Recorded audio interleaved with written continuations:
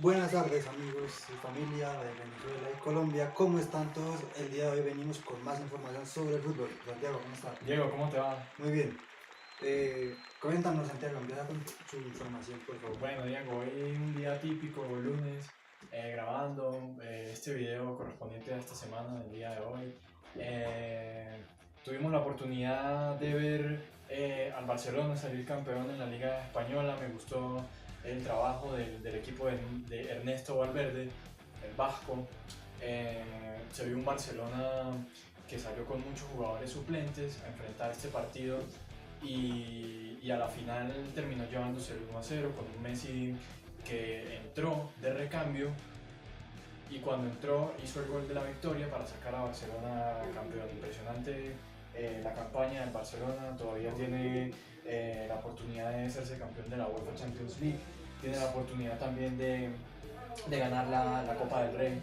Tú lo viste también, ¿no? Sí, celebraron un título Santiago y fue un buen partido. Lionel Messi, como siempre, es Imparable. Sí, Imparable, sí, me llamó mucho la atención. Barcelona salió con muchos jugadores suplentes.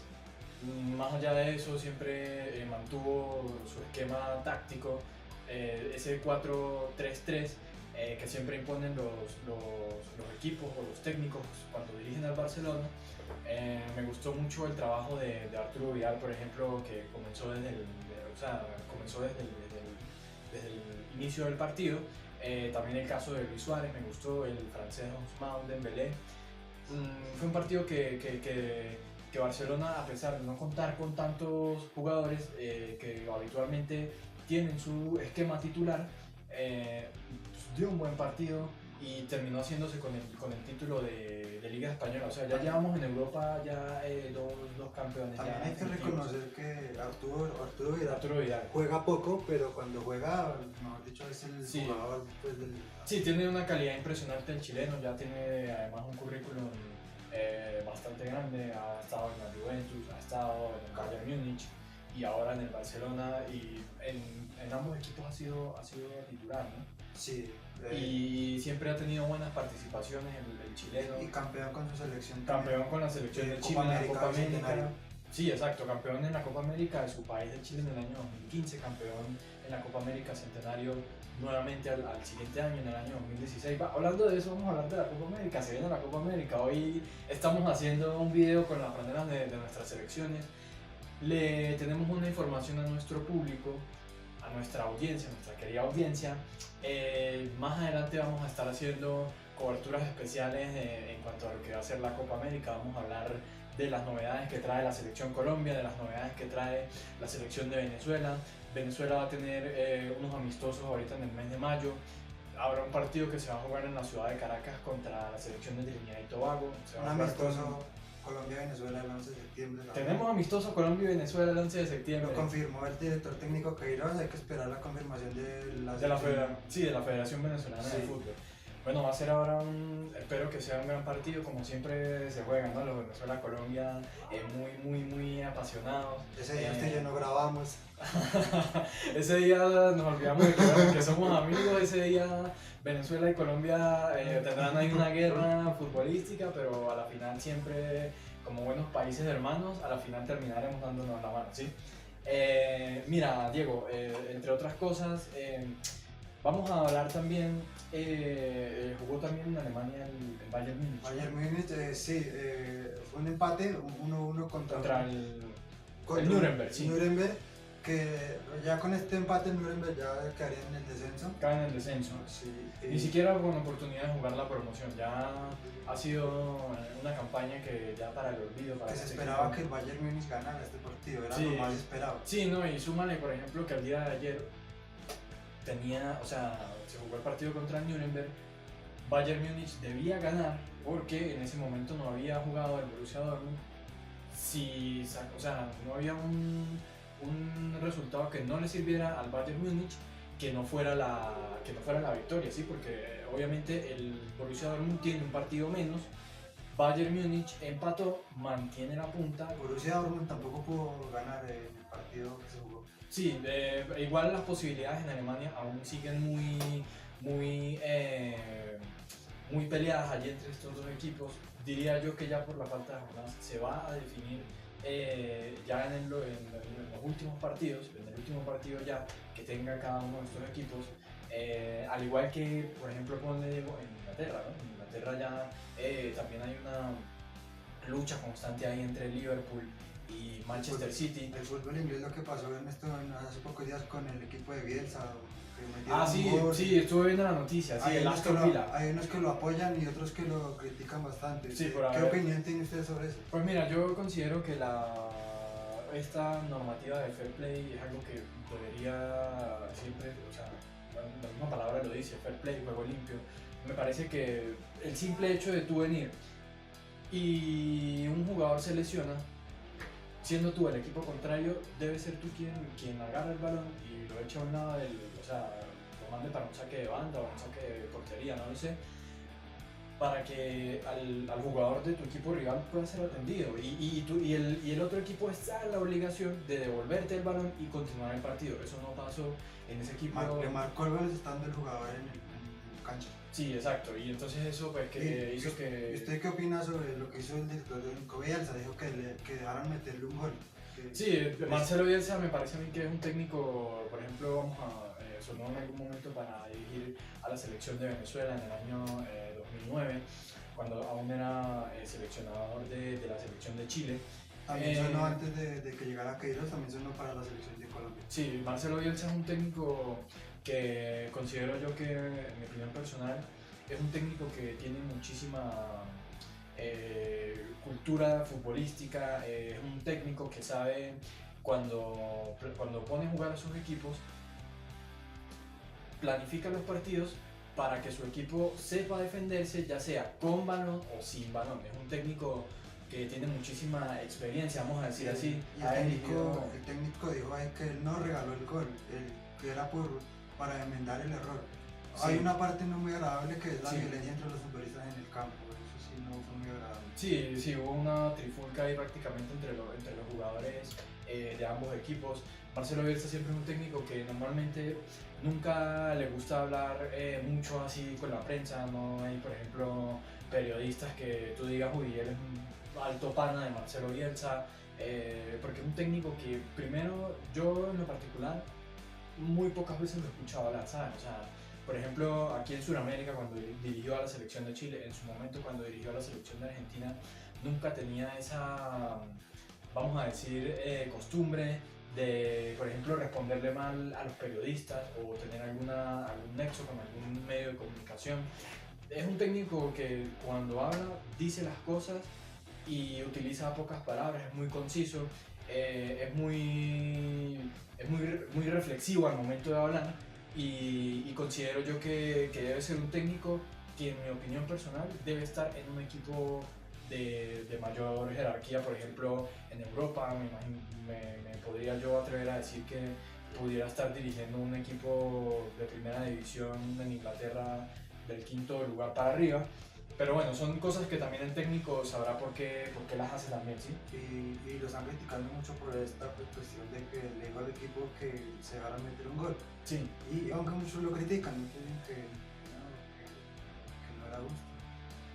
Entonces, ahí estamos en esa polémica. Sí, el fútbol es así, la vida es así, lamentándolo mucho. Bueno, nunca vas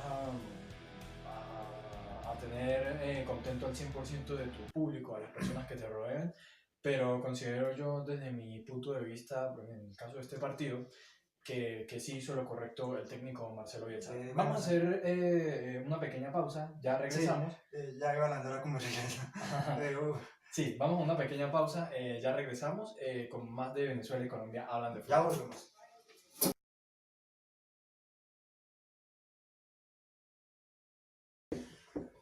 Amigos, regresamos aquí a Venezuela y Colombia hablan de fútbol. Diego, nos ibas a contar,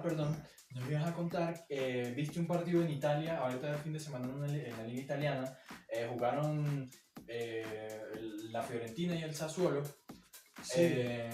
Fue sorprendida la Fiorentina con una derrota 1-0 por un equipo que está de última en la tabla y en el descenso.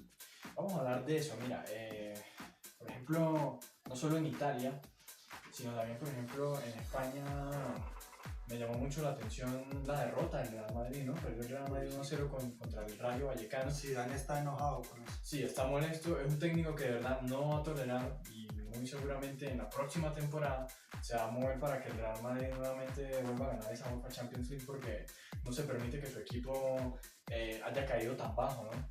Sí, pues es una racha que viene de tiempo para acá, que yo digo, no sé si opine lo mismo o Santiago, ¿fue después de la salida de Cristiano Ronaldo o es mi impresión que esté pasando por esa racha? Sí, totalmente de acuerdo contigo. Me parece a mí que la salida de Cristiano Ronaldo repercutió mucho en el desempeño del Real Madrid. Cristiano Ronaldo era prácticamente el que mandaba.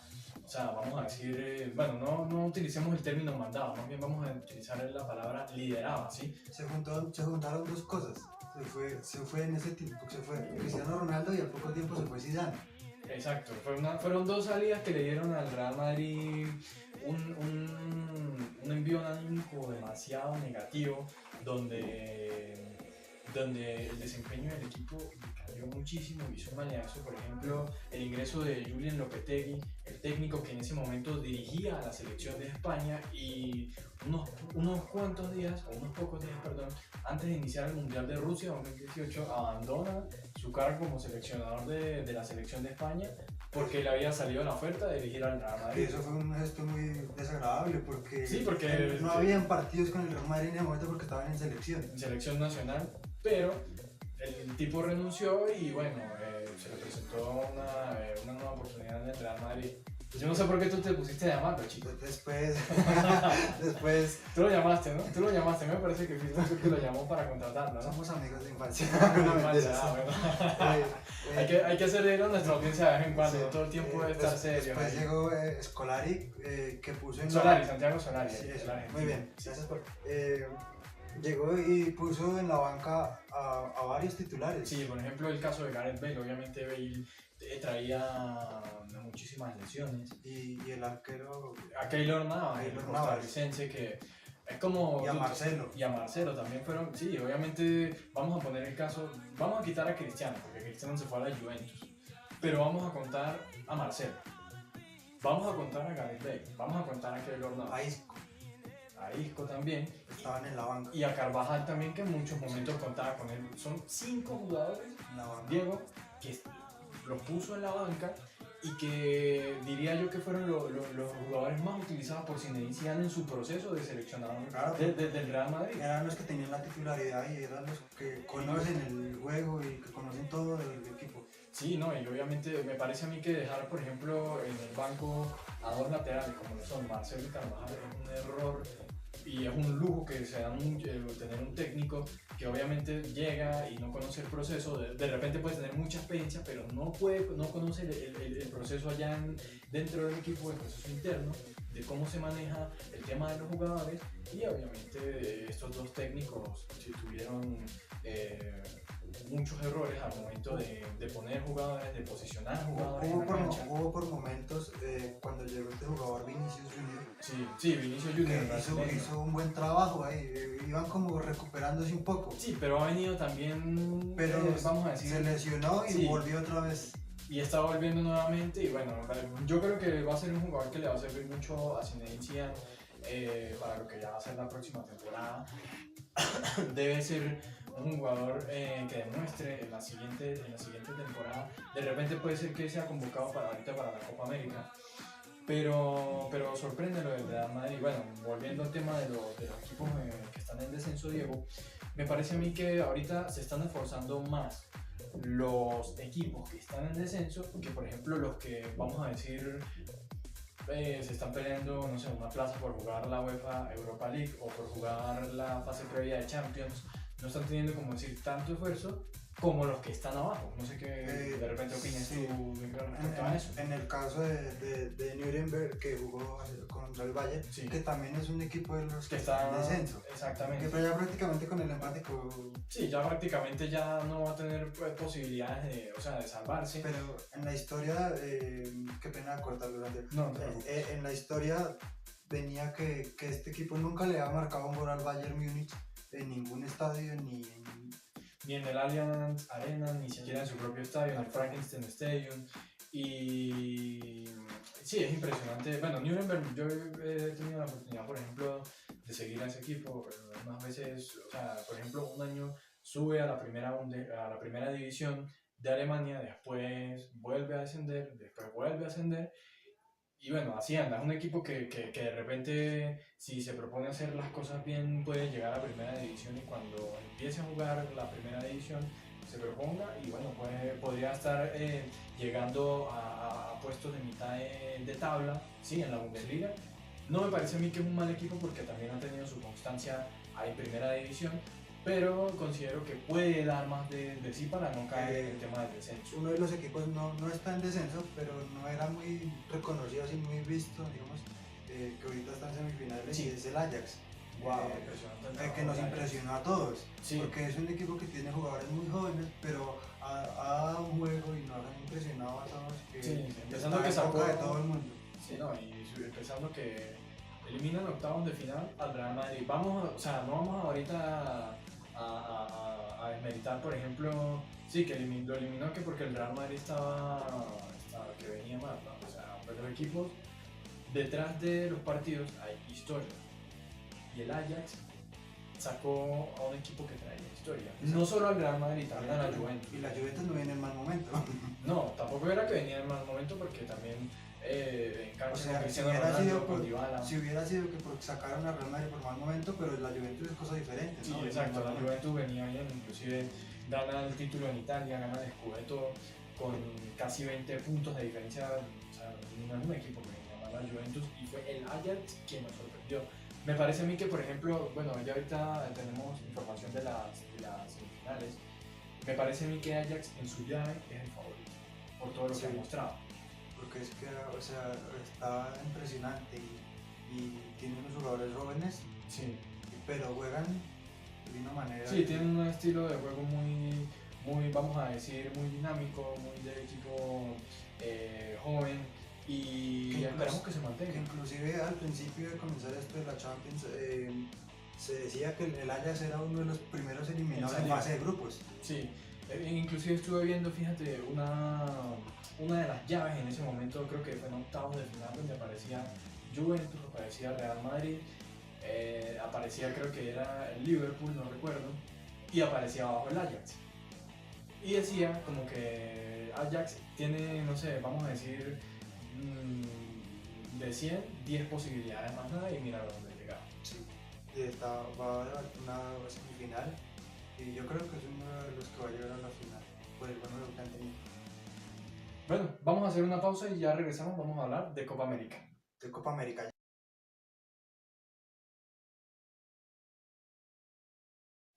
Volvemos aquí en Colombia y Venezuela, hablan de fútbol.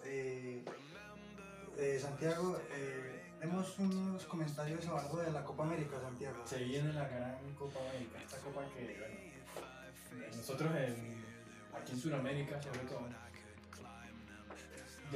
después que viene el Mundial, sí, porque el Mundial es el evento no solo deportivo, sino también a nivel de espectáculos más impresionante a nivel mundial. Pero entonces al siguiente año tenemos la Copa América, entonces cada quien tiene su cultura de ponerse la franela de su selección, así como en el caso de nosotros. Se viene la Copa América, Diego. Sí, se viene la Copa América y vamos a tener partidos muy impresionantes.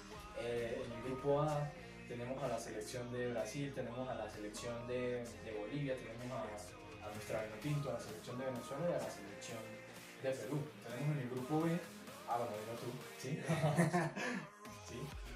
En el grupo B tenemos a Argentina, a Colombia, a Paraguay y a Qatar, que va a ser un invitado especial. Un invitado especial, y también tiene 4 años en el próximo mundial, en la Copa del Mundo, el grupo C. Y finalmente el grupo C se conforma por la selección de Uruguay, Ecuador y otro invitado más, que es la selección de Japón, y finalmente el último campeón y anfitrión de esta Copa, la selección de Chile. ¿Cómo es? Vamos a hacer un breve análisis tuyo, por ejemplo, de tu selección. ¿Cómo ves a Colombia? ¿Cómo va a ser más o menos, si tienes una idea de de cómo es el itinerario de la selección de Colombia, que tiene partidos programados y cómo ves a sus rivales. Bueno, la selección Colombia viene bien, que nos va a hacer un microciclo con los jugadores y va con los malos jugadores. Hay preocupaciones y Sí. hay buenas noticias. Preocupaciones, a James Rodríguez se lesionó una lesión muscular el día de ayer. En el partido con el Bayern. También noticias, volvió Jerry Mina en entrenamientos. Sí, hay un buen equipo y yo creo que es un equipo grande y que va a hacer muchas cosas buenas y a lograr objetivos en la Copa América. Sí, permíteme un paréntesis. Yo creo que obviamente yo pues, analizo lo que me corresponde en cuanto a la selección, sí, pero me parece que Jerry Mina, sí, siendo un defensor de la selección colombiana, no debe importarle tanto, por ejemplo, lo que piensen allá en Europa, en Inglaterra, en el Everton. Los peores fichajes. Sí, obviamente, bueno, sí, vimos la noticia en un diario inglés diciendo que Jerry Mina había sido el peor fichaje, entre los 12 fichajes, entre los 12 peores fichajes de Europa, cosa que, por ejemplo, es algo contradictorio, ¿sabes? Porque por algo lo contrató el Barcelona, por algo tuvo oportunidad de ver minutos con el Barcelona y por algo fue figura con la selección colombiana en Rusia 2018, donde fue, vamos a decir, para mí el jugador goleador, porque le marcó a la selección de Polonia, porque le marcó a la selección de Senegal en un partido difícil que definía la clasificación a octavos de final, y le marcó también a la selección de Inglaterra en el último minuto. No entendemos de verdad por qué esta crítica hacia el jugador. El jugador, para mí, debe pensar con cabeza fría y debe pensar en lo que se viene con la selección. Es que mi opinión es que en Europa se van bajando, como viene de lesiones tan seguidas. Sí, entonces sí, pero no es culpa del jugador. Lo incluyen en los peores fichajes, por no es que tenga un mal juego dentro del campo. Sí, sí, pero no debe ser una forma de, vamos a decir, de desmentar el trabajo del jugador ni olvidarse de su currículum, de la experiencia que trae. Pero bueno, así es la prensa y así es la crítica hacia los jugadores. Si fuera por lesiones, ahí entraría también James, que ha venido recurriendo con lesiones, Falcao, entonces si fuera por lesiones tendríamos muchos peores fichajes. Cuéntanos cómo ves a los rivales. Tienes en el grupo B a la selección de Argentina, a la selección de Paraguay y a la selección de Qatar. Bueno. ¿Cómo ves ahí? ¿Piensas que de repente pueden hacerse con el primer lugar? ¿Pueden clasificar de primeros? ¿O consideras que pueden tener ahí un poco de competencia? Considero que va a ser fuerte, digamos, enfrentarse a Qatar y Argentina. Bueno, no va a meritar a la selección de Paraguay, pero el fuerte de Qatar, porque es un equipo nuevo, o sea, nuevo para enfrentarse con Colombia. Sí, exacto. No se conoce su forma de juego, entonces va a ser un juego. Sí, le va a costar, por ejemplo, más que por ejemplo a Qatar descifrar el juego de Colombia, descifrar el juego del juego de Qatar, porque fíjate, por ejemplo, Diego, que estos equipos árabes siempre son selecciones que meten. Fíjate, por ejemplo, el caso de la selección de Egipto, el caso de la selección, por ejemplo, de Marruecos, son selecciones que en algún momento han tenido la oportunidad de enfrentarse a selecciones sudamericanas y les cuesta a las selecciones sudamericanas seguir el ritmo de estas selecciones. Y en cuanto con Argentina no se sabe, no se sabe si va a ser un juego difícil o va a ser un juego, no sé en qué condición llegue Argentina para la Copa América y con qué jugadores. Y bueno, le devuelvo la pregunta, ¿cómo ve su selección de Venezuela en el grupo A? Bueno, mira, yo por lo que analizo, Venezuela trae un presente importante. Me parece a mí que va a ser muy determinante que Rafael Dudamel pueda contar con toda la lista de jugadores. Sí, me parece que, por ejemplo, el caso de la lesión de Roberto Rosales, que es como decir el jugador que ahorita tenemos más llamativo en cuanto a lesiones, debe contar con toda la plantilla, porque todos los jugadores vienen en buena forma. El caso de Salomón Rondón en el Newcastle, que fue elegido entre los 50 mejores jugadores de la Premier de esta temporada en la Premier League. El caso, por ejemplo, el compañero de Cucho Hernández, un gran jugador. Yángel Herrera, sí, ayer en el partido contra el Villarreal también metió muchísimo. Un jugador figura con la selección de Venezuela. Fue, de hecho, el capitán en el Mundial de Corea del Sur 2017. Me parece también Yangel va a ser pieza fundamental en ese esquema que va a presentar Rafael Dudamel. El caso, por ejemplo, de Jefferson Soteldo en el Santos de Brasil trae un gran presente. Este jugador es todos los partidos es aplaudido, es ovacionado por la hinchada del Santos de Brasil, siempre juega los 90 minutos. El caso aquí en Colombia de Wilker Fariñez, el caso de Fernando Aristeguieta en América de Cali. Me parece que son jugadores que son muy importantes para el esquema de Rafael Dudamel. Vamos a hablar de los rivales. Fíjate, por ejemplo, tenemos que enfrentarnos en el primer partido a la selección de Perú. Me parece que, bueno, no quiero, vamos a decir, desmeritar, por ejemplo, los rivales que tienes tu selección, ¿sí? Pero vamos a poner, por ejemplo, en contexto a Venezuela. Venezuela se enfrenta en su primer partido a nada más y nada menos que a la selección de Perú, que trae un gran presente, la selección peruana. Volvió Pablo Guerrero y está que mete goles. Sí, la está rompiendo en Brasil, y no solamente Pablo Guerrero, ahí está el caso, por ejemplo, de este chico André Ruiz Díaz, está el caso, por ejemplo, el arquero también. De Armin, sí, también hicieron una participación impresionante en Rusia 2018.